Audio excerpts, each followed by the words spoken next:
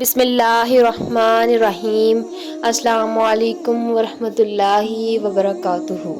آج ہم آپ کے سامنے دو اہم احادیث پیش کرنے جا رہے ہیں۔ ان احادیث کا موضوع وضو، غسل اور احرام باندھنے کی جگہ ہے، جو کہ اسلامی تعلیمات میں اہمیت کی حامل ہیں۔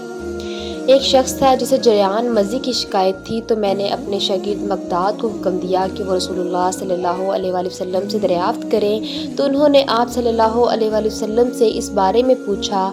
آپ صلی اللہ علیہ وآلہ وسلم نے فرمایا کہ اس مرض میں غسل نہیں ہے، ہاں وضو فرض ہے۔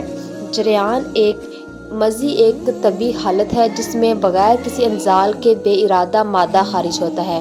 اس حالت میں غسل فرض نہیں ہے، لیکن وضو کرنا ضروری ہے۔ یہ وضاحت اس بات کی طرف اشارہ کرتی ہے کہ اسلامی احکام صحت کی بنیاد پر بھی ہیں۔ ایک آدمی نے مسجد میں کھڑے ہو کر عرض کیا کہ یا رسول اللہ، آپ ہمیں کس جگہ سے احرام باندھنے کا حکم دیتے ہیں؟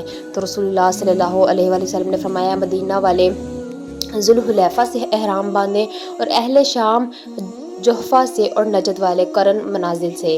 ابن عمر رضی اللہ عنہما نے فرمایا کہ لوگوں کا خیال ہے کہ رسول اللہ صلی اللہ علیہ وآلہ وسلم نے فرمایا کہ یمن والے یلملم سے احرام باندھیں۔ اس حدیث میں آپ صلی اللہ علیہ وآلہ وسلم نے فرمایا، احرام باندھنے کی جگہیں اسلامی طریقہ حجاج کے لیے بیان کی گئی ہیں، جو سفر کے آغاز پر اہم ہوتی ہیں۔ ہر علاقے کے لوگوں کے لیے مخصوص مقامات ہیں جہاں سے وہ اپنی عبادت کا آغاز کر سکتے ہیں۔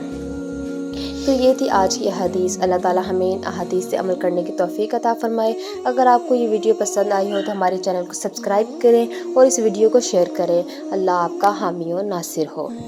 اللہم اجرنا من النار، اللہم اغفر لنا وارحمنا، آمین۔ جزاکم اللہ خیرا۔